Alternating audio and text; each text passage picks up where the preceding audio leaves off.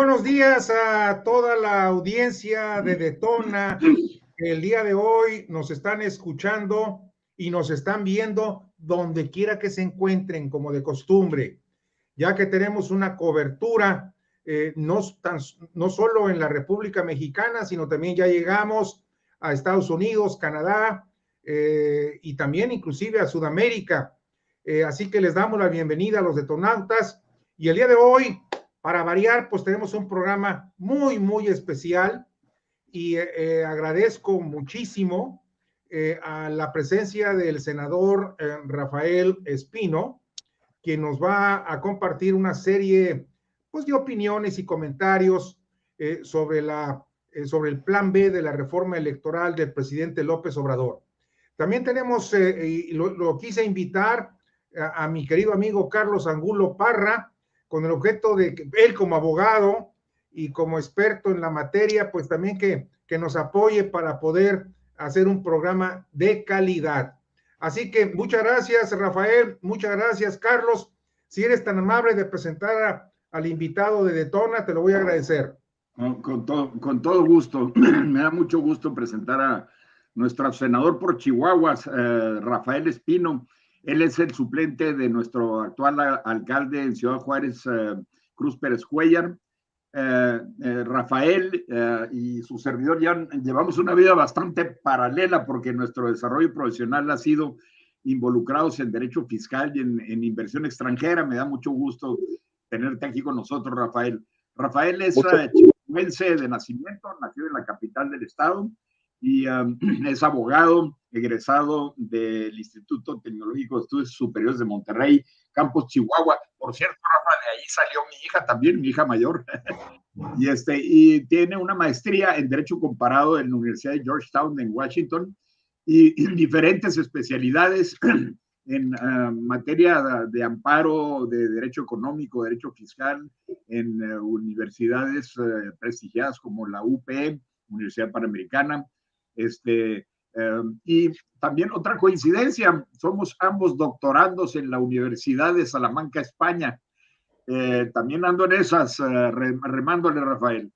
Qué bueno, vale. Rafael, dentro de la iniciativa privada, es socio fundador del despacho de abogados de Fernández Espino, que por cierto, Fernández es colega mío de muchos años y muy íntimo y buen amigo, sin agraviar. En sus actividades académicas ha destacado por ser titular cursos de delitos fiscales del Instituto Nacional de Ciencias Penales, titular de la Cátedra de Derecho Administrativo y Fiscal en la Universidad de Anáhuac, autor de diversas publicaciones, entre las que destacan sanción corporal y multa administrativa, violación principio non bis in idem de México y la constitucionalidad de las responsabilidades resarcitorias en el Distrito Federal, y ha sido conferencista frecuente en universidades y foros nacionales. En el mundo de la función pública, fue consejero independiente de Pemex y también estuvo como fiscal de la Federación. Me da muchísimo gusto que nos acompañe. Nos sentimos muy honrados en tu presencia, Rafael, y nos gustaría mucho pues empezar el programa con tus perspectivas. Adelante, Raúl, gracias. Muchas gracias, Carlos. Caray, mi querido senador Rafael Espino, pues la primera pregunta es la obligada. Estamos enterados que en la última sesión de la Cámara de Senadores se sometió a votación el plan B propuesto por el presidente López Obrador y por la bancada de Morena, que previamente ya había sido aprobado en la Cámara de Diputados y que tú, junto con el senador Monreal, Ricardo Monreal, votaron en contra. ¿Cuáles fueron las razones que tomaste en cuenta para esta decisión trascendental en tu vida? Porque me imagino que no va a haber sido nada fácil. Ya después entramos a lo otro, pero platícanos cuáles fueron las razones, vamos a llamarle técnico-jurídicas, que sustentaron y acreditaron tu decisión. Bueno, antes que nada, les agradezco mucho la invitación al programa. Es un placer platicar con ustedes e intercambiar puntos de vista. En particular, le agradezco al licenciado Carlos Angulo, que es un abogado muy relevante en mi estado, en la frontera y inversión extranjera.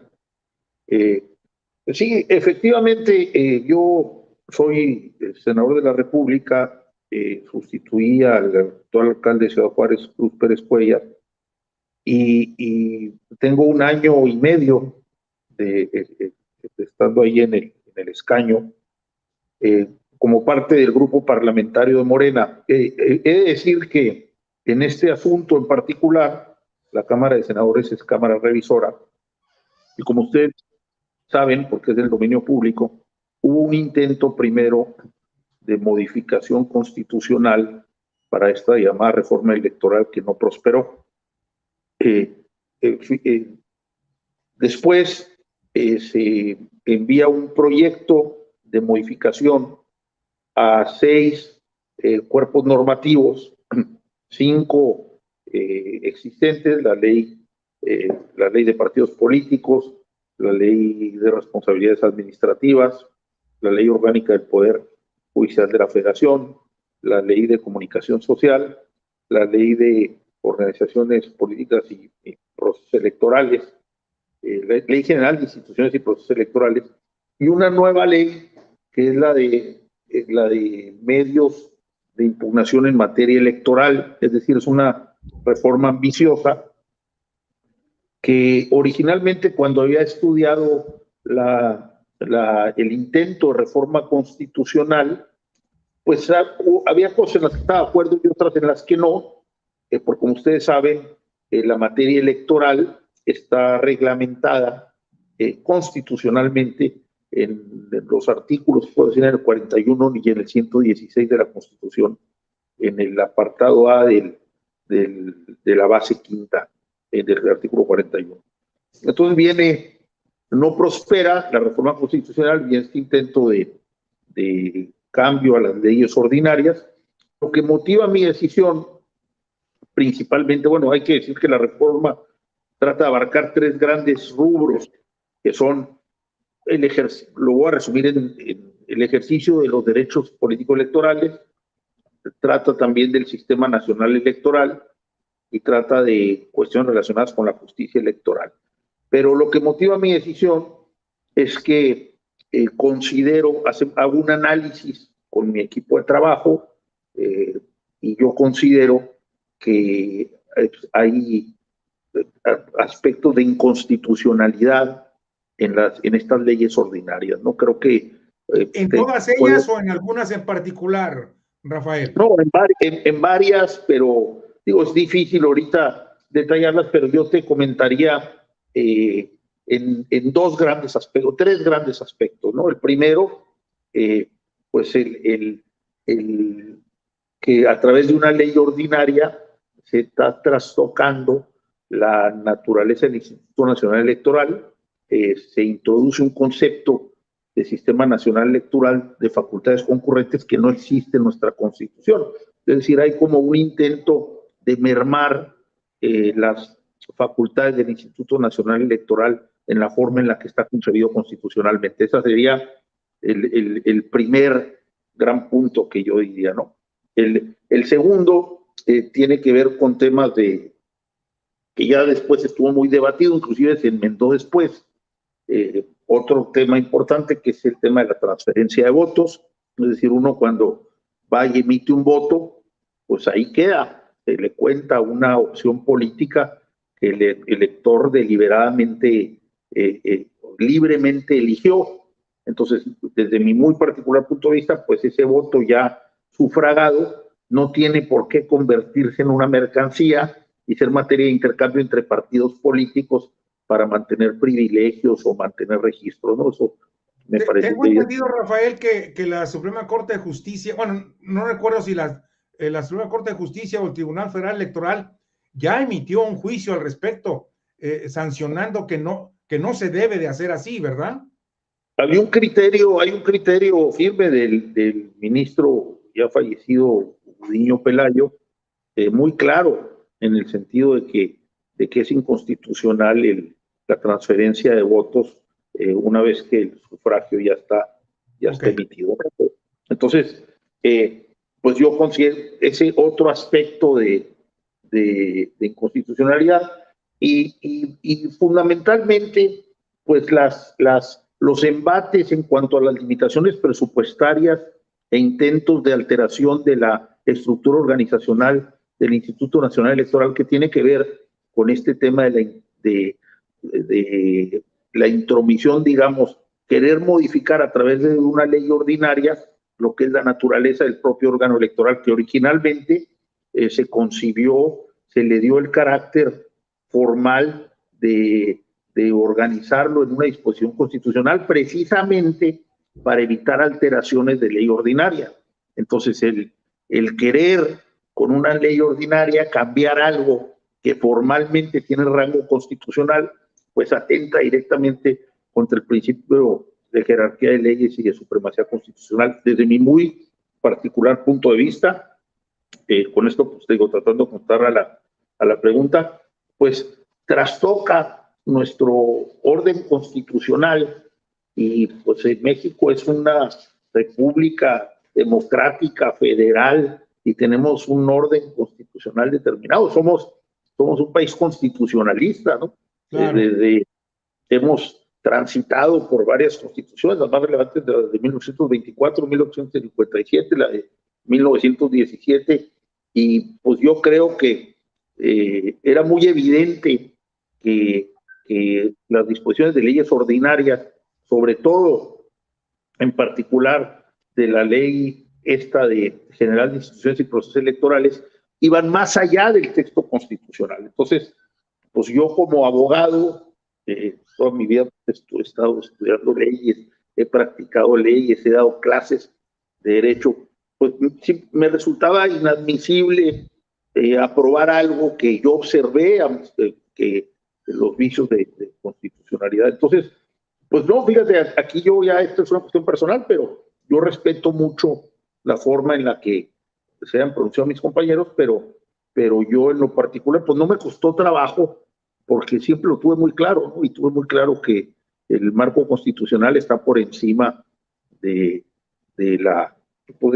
cualquier otra autoridad en México. Estamos hablando aquí de la preservación del Estado de Derecho, ¿no? Y lo otro es, pues que también quiero aquí hacer mención a que muchos decían, bueno, pues hay que sacar las leyes ordinarias y esperarnos a que se declare la inconstitucionalidad una vez que se utilicen los medios de impugnación y que llegue a la Suprema Corte de Justicia de la Nación. Yo no estoy de acuerdo con eso, porque pues como sabemos, en una interpretación conforme, pues nosotros como Poder Legislativo estamos obligados desde el mero ejercicio de la función legislativa a la observancia de la Constitución. Entonces, esas son las razones, digamos, fundamentales que orillaron mi voto en ese sentido. Puedo hablar mucho de cuáles son las disposiciones particulares que se vulneraban. Por ejemplo, menciono dos, ¿no? Se le dan limitaciones presupuestarias al Instituto Nacional Electoral, diciéndole que debe de despedir, quitar, por ejemplo, las juntas locales y que debe de crear órganos auxiliares que la Constitución no contempla, y luego dice que los empleados que se despidan debe de ver cómo de su mismo presupuesto les paga las indemnizaciones laborales, ¿no? Una cuestión que, o sea, realmente siento yo que esto obedecía más a una cuestión, a un intento de organizar administrativamente al instituto como pretendía quien hizo el diseño original de estas reformas, y yo creo que constitucionalmente, pues para eso es la autonomía técnica y de gestión de estos órganos, ¿no? Porque son órganos especializados, son órganos técnicos que pues se les debe dar latitud, espacio, un espectro amplio para cumplir con su función. Se les podrá limitar presupuestariamente, pero no decirles cómo hacer las cosas, ¿no? Eso, desde un punto de vista estrictamente técnico, también podemos hablar del fondo, pero desde un punto de vista estrictamente técnico, Yo sigo sosteniendo a la fecha que las modificaciones eventualmente vendrá una declaratoria de inconstitucionalidad de muchos de las disposiciones de la ley ordinaria que se aprobaron. Oye, Rafael, ¿qué tanta presión recibiste por parte de la bancada de Morena?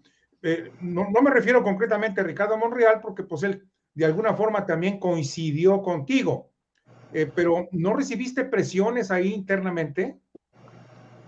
Mira, la verdad es que no. Yo desde que llegué, yo tengo muchos años acompañando al presidente de la República en su lucha, voy a decir, en su lucha social. Lo conozco hace muchos años y lo he acompañado, lo acompañé en las 3 elecciones presidenciales, lo acompañé cuando el tema aquel famoso del desafuero por el 2005, inclusive Sí. tuve el honor de ser parte de su equipo jurídico. Y bueno, creo que yo tengo una relación de mucho respeto con él y con muchos de los compañeros que a lo largo del tiempo estuvieron en esta lucha. Pero yo creo que cuando accedimos al gobierno, pues en ese sentido yo sí soy constitucionalista, ¿no? Entonces, en mis puntos de vista los intercambié con mis compañeros. Fue algo que estuvo muy debatido, digamos. Estas inconstitucionalidades que yo señalé que están contenidas en las reservas que presenté, que luego retiré porque voté los dictámenes en contra en lo general. Entonces, pues no había ya razón por la que sometiera yo a votación mis reservas, pero conocen cuáles eran mis puntos de vista. Yo aquí sí, pues digo, abonando al intercambio, yo creo que esta reforma tenía más bien como propósito superar una dimensión política que han adquirido los órganos electorales y volverlos a tratar de constreñir o de limitar a que sean órganos técnicos y administrativos, como está el diseño constitucional. Pero creo que erramos en el propósito, en hacerlo a través de una ley ordinaria, ¿no? ¿Por qué? Porque yo también, digo, ya hablando en el fondo, creo que estos órganos constitucionales autónomos se han politizado demasiado y se han alejado un poco de lo que es su misión fundamental, que es el aspecto técnico autónomo. Pero no enmienda uno esa politización con leyes que de antemano sabe que están trastocando el marco constitucional. Ese es mi muy particular punto de vista. No, y de alguna forma, Rafael, coincido contigo, definitivamente creo que los organismos, muchos organismos internos del sistema electoral se han politizado de más, ¿verdad? Con el objeto de que quienes son los funcionarios responsables están tratando de buscar también la forma de dónde acomodarse dentro de los partidos políticos o de responder inclusive a presiones de los partidos políticos. Y ahí coincido contigo. Es increíble que todo es perfectible, ¿verdad, Rafael? Todo es perfectible, todo se puede corregir, pero no tiene por qué destruirse. Carlos, sí, adelante, te escuchamos. Sí, adelante. Perdón, nomás antes de escuchar, Carlos, no solo el INE, la Comisión Federal de Competencia, el Instituto Federal de Telecomunicaciones en su momento, pero yo creo que hay que revisar el marco constitucional y no tratar de enmendarlo con algo que de antemano sabemos que está equivocado. Te escucho, Carlos, porque me interesa también tu opinión, diputado. Sí, muchas gracias. Me da muchísimo gusto que un paisano chihuahuense tenga esta valentía y digamos, acuciosidad profesional y que represente el brazo que defiende la Constitución por parte de Morena, aunque haya sido nada más el voto tuyo y el de Ricardo Monreal, pero eso quiere decir que tenemos esperanza todavía. Me da muchísimo gusto, verdaderamente, y te felicito. Y sobre todo, pues conociendo cuál es el ambiente político y la situación a la que estás, en la que estás afrontando políticamente hablando, ¿no?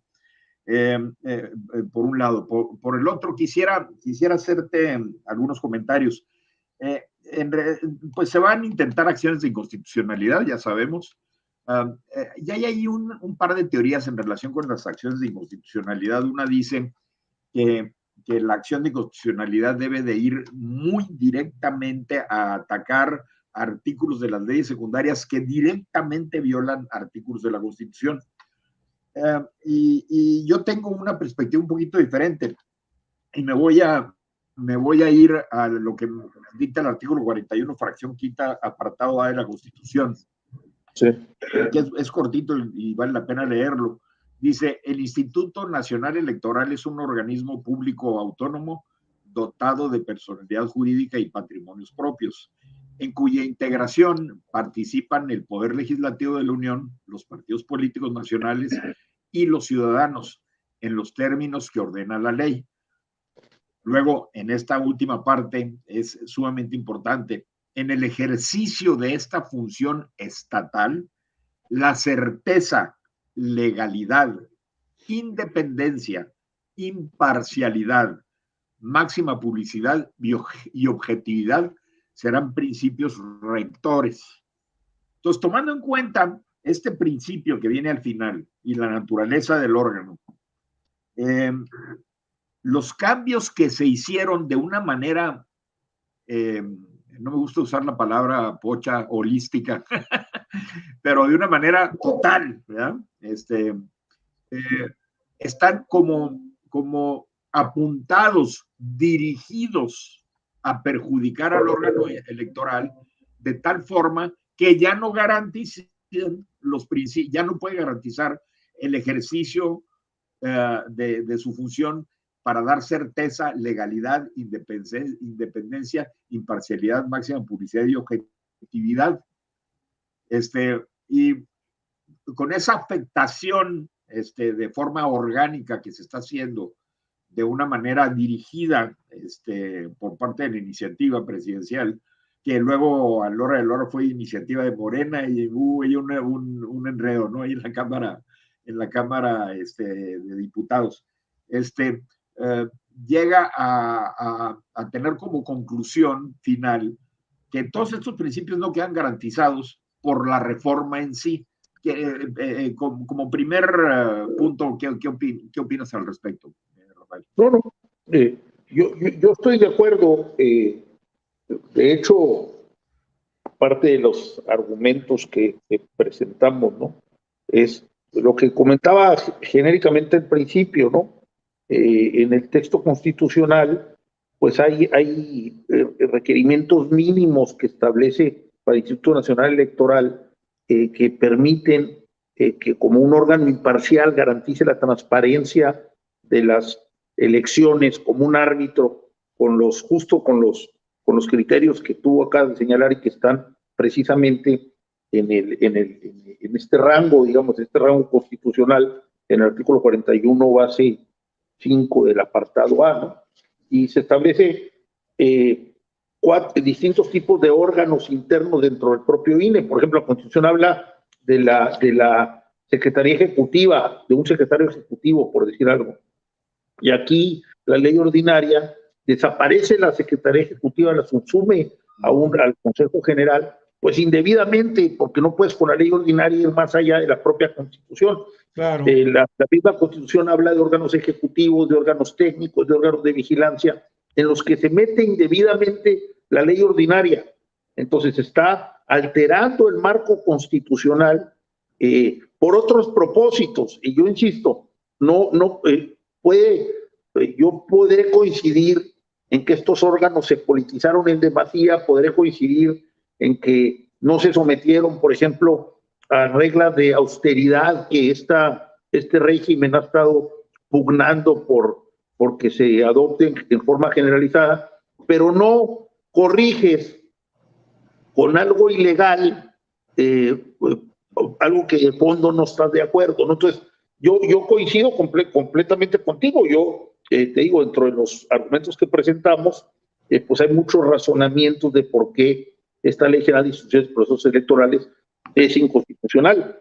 Se mete en la autonomía, en la estructura organizacional, en el tema presupuestario del órgano imparcial destinado a garantizar las elecciones con los principios constitucionalmente establecidos, ¿no? Entonces, es incorrecto y yo creo que, bueno, simplemente si hablamos de la eliminación de las juntas ejecutivas distritales, ahí las sustituye por oficinas auxiliares, va a haber distritos donde pueda no haber, digamos, representación, ¿no? Entonces, para mí, pues esto es a todas luces inconstitucional, ya que el artículo 41 que están mencionando no contempla la existencia de órganos auxiliares y por el contrario explícitamente determina el carácter profesional del INE, lo que supone que deben permanecer sus órganos ejecutivos, técnicos, de vigilancia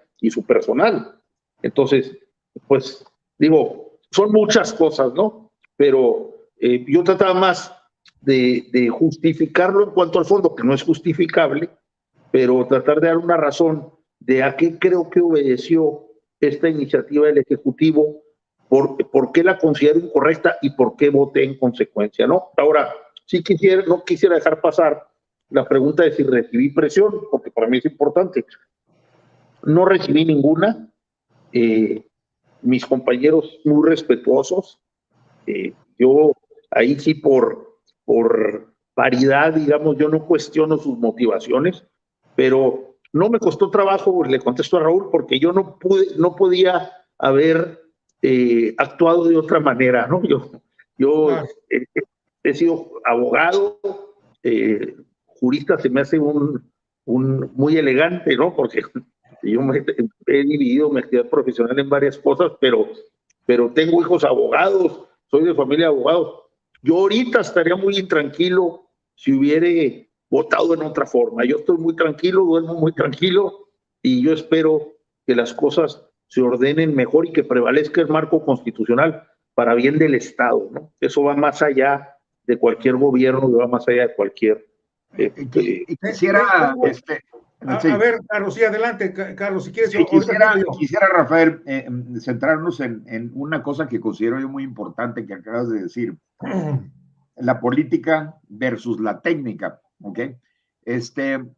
Creo yo que en gran medida el INE, el IFE anteriormente, ha tenido, se ha forzado, vamos a llamarle así, su maquinaria, a hacer interpretaciones de la ley que se ocasionaron inicialmente por cambios legales y hasta constitucionales en su momento, en acotar la libertad de expresión principalmente, que fueron promovidas por los que ahora estaban en el poder, y que ahora quieren eliminar, ¿sí? Entonces, gran parte del problema que has acotado claramente del ejercicio político de la administración del INE ahora versus que fueran cuestiones sumamente técnicas, derivan de esa desfiguro, digamos, legal y constitucional que se ha generado. ¿Qué opinas al respecto? No, estoy de acuerdo, ¿no? Y creo, por ejemplo, bueno, otro de los temas que se debatieron mucho es el que ahora se le quitan, se atenuaban, digamos, los poderes del órgano electoral para sancionar, voy a poner un ejemplo, a los actos de propaganda política fuera de la época de los actos anticipados, ¿no? O sea, de alguna suerte lo que se cuestiona es que se estaba rompiendo con el equilibrio en la contienda, o sea, con las posibilidades de que la contienda fuera equitativa, ¿no? Entonces, esto tiene mucho que ver con utilización de recursos, con el tema de la libertad de expresión que acabas de mencionar y con el tema de cómo realmente garantizar que el árbitro sea imparcial. Yo creo que al final de cuentas ese es el tema, ¿no? Entonces, hay quienes atribuyen realmente mala fe al gobierno. Dicen, lo que pasa es que quieres controlar al órgano electoral para perpetuarte en el poder. Vamos a ponerlo así abiertamente, ¿no? Y yo te diré, yo ahí tendría mis asegúnes, como podemos decir coloquialmente, ¿no? Yo sí creo que esta es una respuesta. Acabas de mencionar algo muy importante también. La mayoría de estas reformas fueron, en la historia, pues fueron provocadas por luchas sociales, precisamente demandas de grupos opositores al gobierno. Esta es una reforma que viene desde el gobierno. Es decir, se accede al gobierno, el movimiento del presidente López Obrador, la izquierda, en el 2018, y paradójicamente esto es una reforma que viene desde el propio gobierno. Mucha gente, yo pienso, digo, este año que viene le va a tocar al Ejecutivo Federal tener incidencia en el nombramiento de 2 consejeros electorales, de varios magistrados electorales, pero sin embargo quería una reforma a todo este sistema electoral, digamos, porque en su opinión seguía habiendo distorsiones y seguía habiendo inequidades, ¿no? El otro tema es la oposición, que dice, no, lo que tú quieres es apoderarte del árbitro electoral para perpetuarte en el poder. Entonces aquí yo creo que la responsabilidad es todavía mayor de cada quien desde su trinchera como Estado. ¿Cómo realmente lograr que se mantenga la imparcialidad, la transparencia y los principios rectores que están establecidos constitucionalmente y que sigamos con un árbitro imparcial, técnico, autónomo, que permita la alternancia política y permita una efectiva representación para los mexicanos, que ha probado ser muy útil, no solo en nuestra vida democrática, sino en toda nuestra convivencia y en toda nuestra vida económica? Yo creo que ese es, al final de cuentas, el gran reto. Y teniendo eso en mente, yo opto porque se respete el marco constitucional, porque si no somos de formas, si no somos de procesos, y si no nos apegamos a una norma superior, entonces pues cualquiera puede cambiar a voluntad las reglas del juego y eso no nos va a llevar a ningún lado. Tratando de ser así muy sucinto, ese sería el fondo y le contesto a Raúl de la motivación de mi actuar. Una pregunta, Raúl. Podemos cambiar un poquito el tema dentro del área electoral, pero moviéndonos un paso adelante en relación con nada más quisiera yo, de los consejeros. Es que aquí estoy leyendo las opiniones de de la audiencia y quisiera compartir una versión que Rafael le va a interesar mucho escucharla, creo yo. Dice Asael Cordero, este señor votó en contra de hacer cambios en el INE. ¿Saben por qué? Porque quiere seguir con un aparato fraudulento. No, todo lo contrario, ¿no? O sea, yo lo que quiero es que haya un árbitro imparcial que se rija por principios preestablecidos e insisto, que se respete todo un andamiaje jurídico que durante muchos años ha costado muchas luchas y muchas batallas de mucha gente para mantenerlo. No, si no actuamos conforme a las formas, pues no creo que tengamos un futuro promisorio, ¿no? Yo le contestaría a él que, por el contrario, ¿no? Yo lo que quiero es que haya un respeto irrestricto a nuestro marco jurídico, ¿no? Que seamos respetuosos de las formas. Oye, Raúl, y yo le diría a Sael, qué marco tan fraudulento, ganó el presidente de la República en turno y 27 gubernaturas, fíjate, bien fraudulento. Así es. Bueno, nomás era porque creo que vale la pena escuchar estas expresiones y lo voy a añadir con algo ya para cederle la palabra a Carlos vamos a pasar a otro punto dentro de la discusión, por supuesto. Es evidente que una plática de esta naturaleza, hay mucha gente que no le comprende por los términos jurídicos y por lo dificultoso que es el análisis jurídico y interpretativo. Y muchos de los detonautas, y lo digo por experiencia propia, han manifestado que es necesario cambiar al INE porque gasta mucho dinero. Hay un exceso de gasto que las elecciones son demasiado caras y que por supuesto no han permitido el desarrollo democrático de nuestro país. Entonces, con todo lo que ustedes han dicho, a mí me queda muy claro de que lejos de contribuir a mejorar el INE, se está poniendo en riesgo el sistema electoral que beneficia a todos los partidos políticos y a quienes votan por sus candidatos o a quienes votan por otros candidatos. Hay imparcialidad. Entonces, yo creo que vamos a diferenciar este dicho, y lo tengo que decir con toda claridad, que se ha promovido desde la mañanera en Palacio Nacional, que el INE es costosísimo, ¿verdad? Entonces, a mí me gustaría que también tocáramos el tema y ya te cedo la palabra, mi querido Carlos. Adelante, Rafael. Sí, el INE es costoso, ciertamente, y todos estamos en contra de los gastos suntuosos, de los gastos excedidos, de la opulencia de cualquier órgano de gobierno, particularmente de que los órganos constitucionales autónomos se rijan con la misma austeridad o con los mismos criterios que serían impuestos a la administración pública central o a la administración pública descentralizada. Pero, insisto, yo creo que se corrige de otra forma. No podemos, con leyes ordinarias, no respetar el marco constitucional. Es decir, por ejemplo, meternos en las facultades reglamentarias de un órgano constitucional autónomo, pues es vulnerar su autonomía, es vulnerar su carácter técnico. Tenemos que mantenerlo como un órgano autónomo, técnico, que organice elecciones conforme a los principios constitucionales. Y esta reforma en particular trastoca el marco constitucional desde mi muy particular, por las razones que estamos exponiendo. Entonces, no se trata de que con el remedio causar más daño.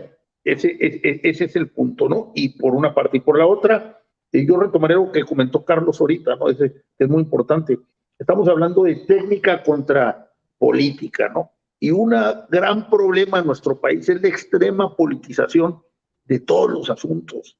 O sea, nuestro gran reto es cómo mantener muchos aspectos de la administración pública en una situación técnica. Por ejemplo, construir obras, organizar elecciones, regular los mercados.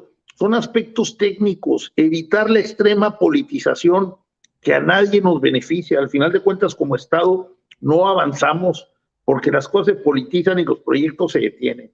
Entonces, en ese sentido, yo creo que eso es algo que hay que repensar, hay que analizar todo el marco constitucional con la connivencia, con la concurrencia de todas las fuerzas políticas. Hay que tener diálogo, la política es diálogo, y hay que abrir puentes y canales de comunicación para caminar todos juntos, ¿no? Adelante, Carlos. Efectivamente, una vez un gringo me dijo, ¿sabes cuál es el problema de México? Que no ha dejado de tener los mismos dueños desde su independencia.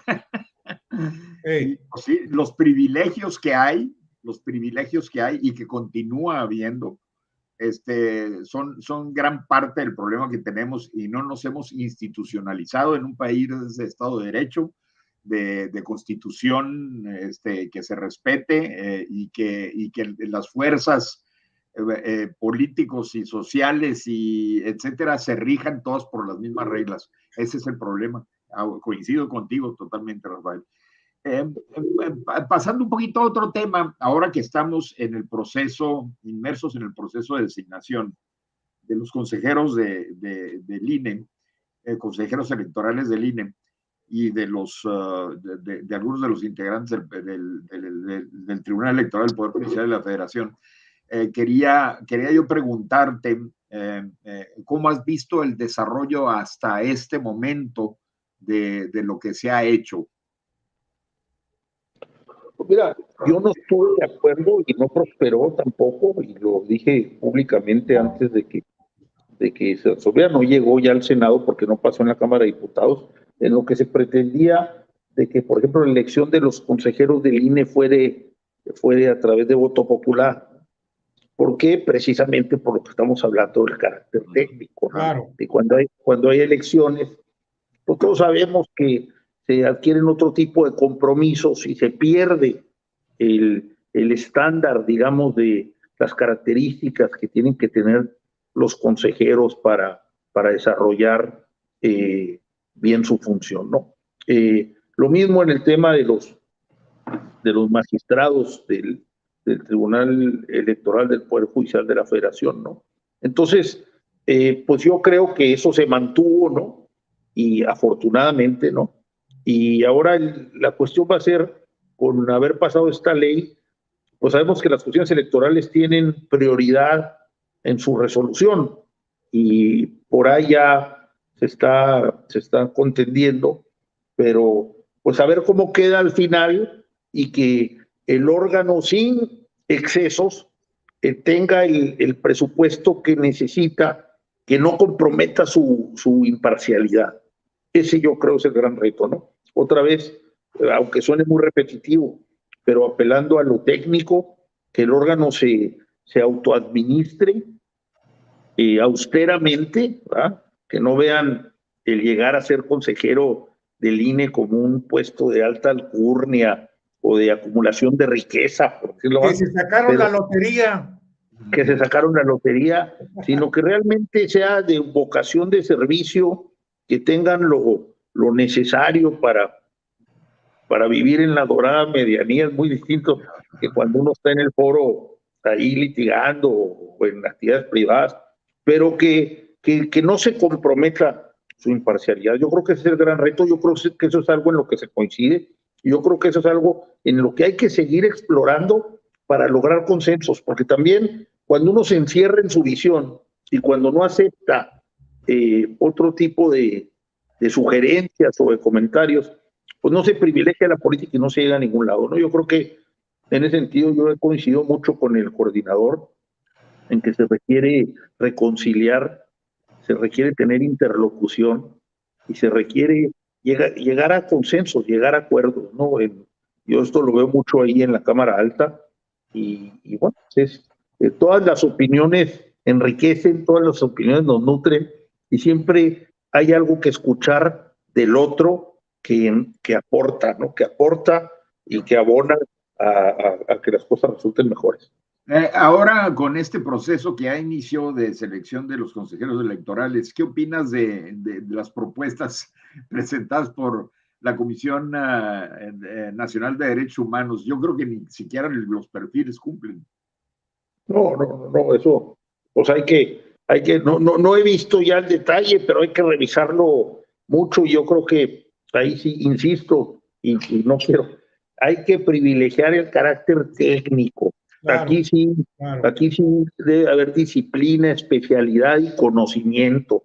No, yo no estoy de acuerdo en que cualquiera pueda desempeñar cualquier oficio. Tú sabes, Carlos, tenemos 40 años dedicándome a la materia del litigio fiscal antes de estar en esta cuestión de servicio público y difícilmente logra uno dominar un oficio en el tiempo en el que tiene actividad profesional como para estar cambiando de uno a otro, ¿no? Sí. En México hay mucho talento, en México hay muy buenos centros de formación, tenemos excelentes universidades y hay una cultura de juristas electorales de las cuales uno puede echar mano, pues y tampoco se trata de, yo no estoy de acuerdo en eso de todo politizarlo y todo sea los buenos contra los malos o que si no es partido de fútbol, ¿no? Aquí lo que hay que hacer es recurrir al conocimiento técnico, al talento y ponerlo a la probidad también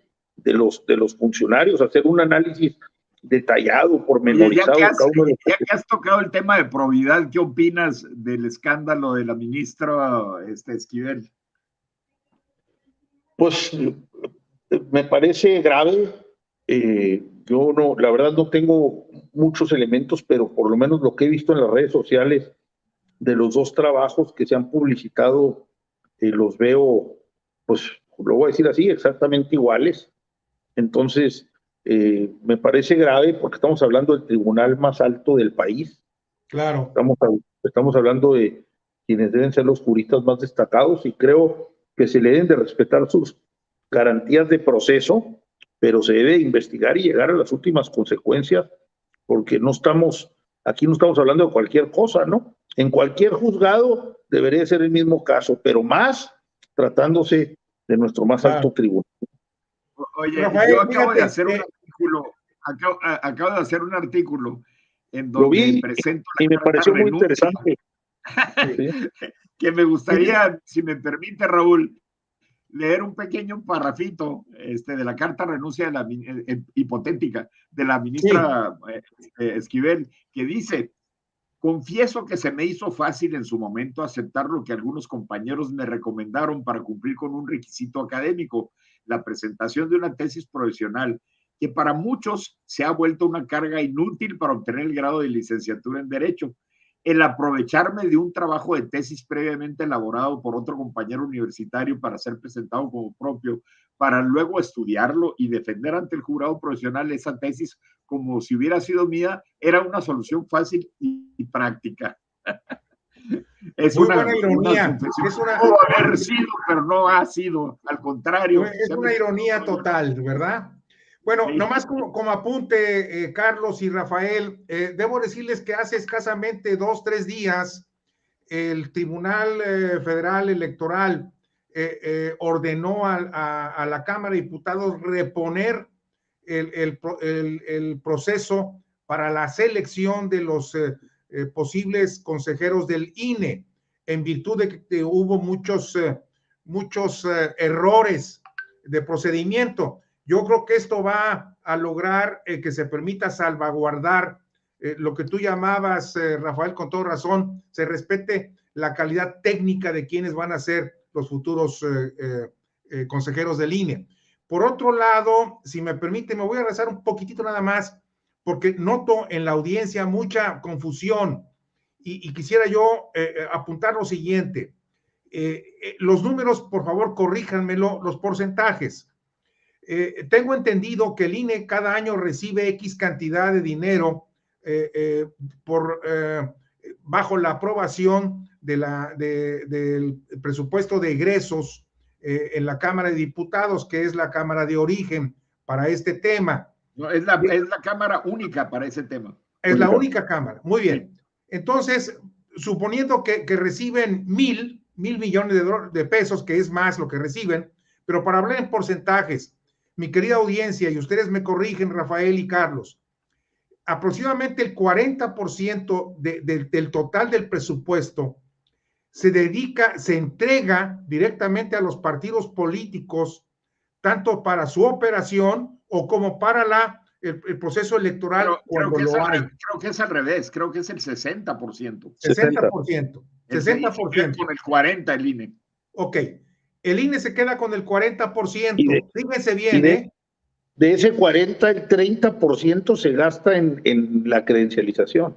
Exactamente, es a donde iba yo, que ese es un beneficio a los ciudadanos. Entonces, mis amigos de la audiencia, no se engañen, no los dejen, no permitan que los engañen.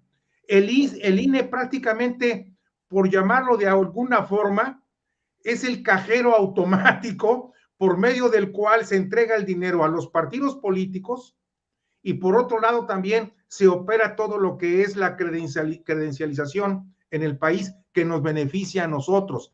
En resumen, esto significa que el INE se queda con alrededor de un 15-18% para las operaciones normales de la operación. ¿Es correcto? Quiero agregar una cosa, un argumento adicional, Raúl.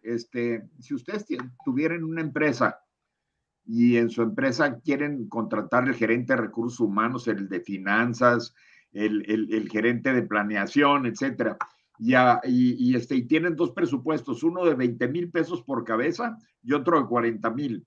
¿Ustedes qué creen que van a tener mejores candidatos, los del 20,000 o los de 40,000? No, los de 40,000, ¿verdad? Por si agarras el de 20,000, pues a lo mejor hasta también hizo trampa en su tesis, ¿no? Sí, pero aquí el tema es lo que dice Rafael, tenemos que ser muy precisos. Lo que se está buscando es mantener la calidad técnica. Exacto, exacto. Ese es el punto central. Entonces hay que estar conscientes de que lo barato sale caro. Claro.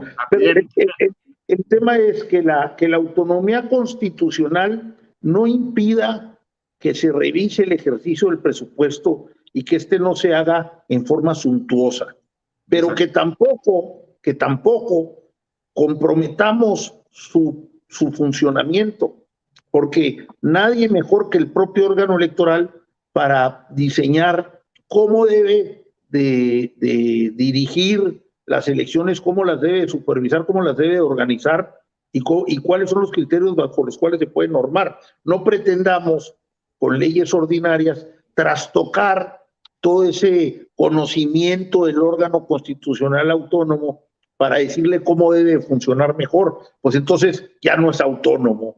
Entonces mejor revisemos todo nuestro marco constitucional, cambiemos el diseño constitucional con los mínimos que establece la propia Constitución, y ahí sí estaremos actuando legalmente, no con este tipo de pretendidas modificaciones. Rafael, aquí la audiencia sigue insistiendo en que tú recibiste instrucciones del presidente López Obrador para votar en contra, con el objeto de demostrar que se respetan las libertades. ¿Qué opinas? Pues si somos más de 60 legisladores de nuestro grupo parlamentario, pues se me haría muy tonto que nomás le dijera a alguien que votara en contra, ¿no? Claro, totalmente claro. Bueno, muy bien. Con el objeto de cerrar el programa y poder sacar conclusiones importantes, Rafael, tú ya lo dijiste, nada más para irlo resumiendo. El siguiente paso, creo que ya se hizo la publicación en el diario oficial de algunas de estas leyes que fueron aprobadas, ¿es correcto? Correcto. Hay algunas modificaciones que es necesario publicar ahora en el inicio del siguiente periodo de sesiones. Por eso dicen que se estará hasta febrero en la Cámara de Diputados. Muy bien. Esto, querida audiencia, significa que quienes van a interponer las acciones de inconstitucionalidad en la Suprema Corte de Justicia tendrán que esperarse a la publicación en el diario oficial de la Federación, ¿es correcto? Es correcto, ya hubo quien se adelantó y ya el tribunal dijo que ahorita no lo para perjuicio porque todavía no entra en vigor, ¿no? Así es. Entonces, Rafael, ¿quiénes son los que pueden presentar estas acciones de inconstitucionalidad en la Suprema Corte de Justicia? Yo no digo en materia electoral, pero por principio general, cualquier persona que se vea afectada y que tenga un interés que conforme a la ley pues pueda presentar este tipo de recursos. Yo creo que Carlos puede contar mejor. Sí, mira, quiero nada más apuntar lo siguiente.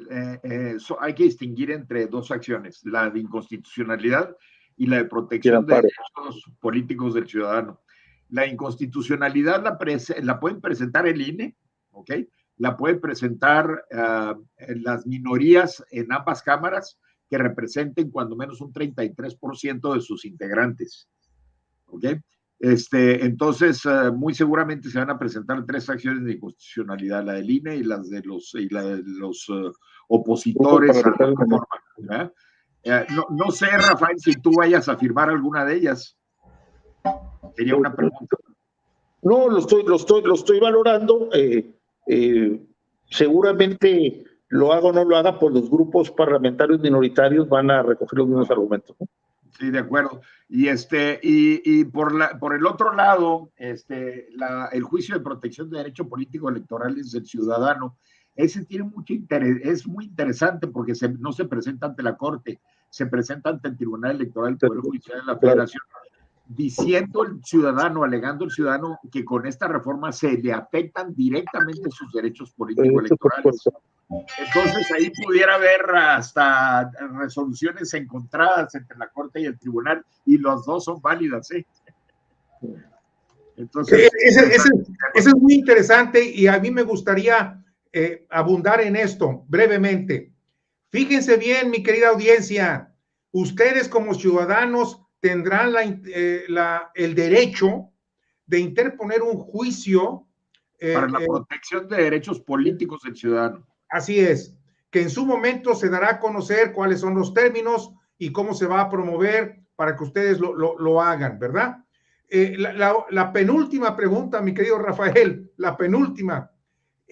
¿Tú crees que la Suprema Corte de Justicia pueda resolver esas acciones de inconstitucionalidad en un plazo razonablemente breve, con el objeto de impedir que se inicie el proceso electoral y después ya sea imposible ejecutar darle para atrás más bien?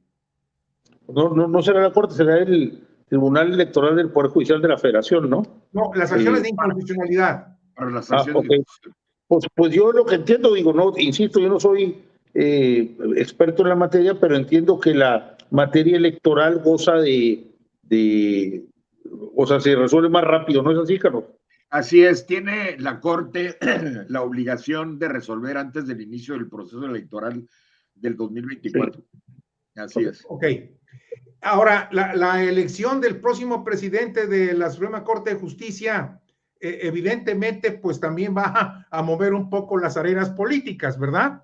Claro. Porque a final de cuentas, la posible candidata del presidente y de Morena, pues era la ministra Yasmín Esquivel, que yo dudo que lo vaya a hacer. ¿Tú crees que esto trastoque realmente el proceso interno y la operación interna de la Suprema Corte de Justicia, o una vez que salga electo el presidente del Tribunal Superior, la maquinaria empiece a trabajar normalmente? Pues entiendo que, no entiendo, sé que la elección del presidente de la Suprema Corte de Justicia es luego entrando en enero. El 2 de enero, sí. El 2 de enero. Y pues obviamente todo influye, quieras o no, en cómo se va a normar el criterio de quienes van a elegir, lo que son los propios ministros. Entonces aquí es muy importante, entiendo que es voto secreto y son 11 ministros. Entonces, pues aquí, dados los últimos acontecimientos y todo lo que es público, pues aquí lo que esperamos es que se haga realmente un análisis a fondo y quienes van a elegir al presidente, pues estén a la altura de las circunstancias, ¿no? Yo diría esto. Muy bien. Carlos, nos quedan unos cuantos minutos. ¿Con qué te quedas de este programa, mi querido Carlos? Bueno, con un profundo agradecimiento al senador Rafael Espino, chihuahuense de mucho orgullo, de habernos ilustrado con sus puntos de vista relacionados con su voto. Muchas gracias, Rafael, por expresarnos tus ideas al respecto y tu fuerza para defender la Constitución. Pues gracias a ustedes y les digo, sí quiero aquí también ser muy enfático en que ha habido mucho respeto en mi actuar, he tenido mucho diálogo con mis compañeros, con el propio coordinador de la bancada, el senador Ricardo Monreal, y qué bueno, porque así es como debemos de funcionar en democracia y en el ejercicio de nuestras libertades y en nuestra función política. Gracias, Rafael. Pues déjenme decirles que yo me quedo con algo, con un concepto más optimista. ¿O será que así es mi ADN? Ya Carlos me conoce. A mí siempre me gusta ver el vaso medio lleno y no medio vacío. El conversatorio del día de hoy para mí es importantísimo, es relevante, porque estoy observando que aún tenemos, en primer lugar, mucho trabajo por hacer con todos aquellos que creemos en la democracia, que bien dice Rafael, creemos en las instituciones, creemos en la Constitución, en las instituciones y en la Constitución, y por supuesto en el orden como gobierno, como Estado. Y eso a mí me alienta mucho. Yo no puedo más que agradecerte, Rafael, que haya sido, en primer lugar, tan valiente de haber actuado así en la Cámara de Senadores con tu voto, de haber tenido los arrestos, de haber defendido tus principios y sobre todo tu conocimiento de derecho. Y segundo lugar, que nos des la lección de que México todavía tiene un futuro y tiene un futuro muy grande con gente como tú y con muchos como los que están trabajando el día de hoy. Les agradezco mucho, Rafael, de veras un fuerte abrazo. Deseo para ti, para tu familia, un año 23, sobre todo de mucha salud, porque sin salud no hacemos nada y con salud hacemos todo, y que tu familia también reciba esas bendiciones. Y a mi querido Carlos, pues, ¿qué le puedo mandar? El abrazo de siempre, cariñoso y afectuoso, como de costumbre. Gracias, Raúl. Gracias, Rafael. Gracias a los dos y muy complacido de haber intercambiado puntos de vista con ustedes y con su auditorio. Gracias, Carlos, por la invitación. Gracias, Raúl. No, gracias, Rafael. Al contrario, y a mi querida audiencia, pues no les puedo decir hasta el año que entra, porque a lo mejor tenemos algunas noticias que poder transmitir. ¿Saben qué, Rafael y Carlos? Les hago un comentario. El presidente y fundador de Detona, Plácido Garza, está en Lima, Perú. Está en Lima, Perú, con el objeto de reportear todo lo que está aconteciendo allá en este país hermano tan convulsionado por los recientes actos que todos ya conocemos. Así que puede haber algunas noticias, ya los mantendré informados. Por lo mientras, fuerte abrazo y todo mi afecto y cariño. Hasta luego. Hasta luego.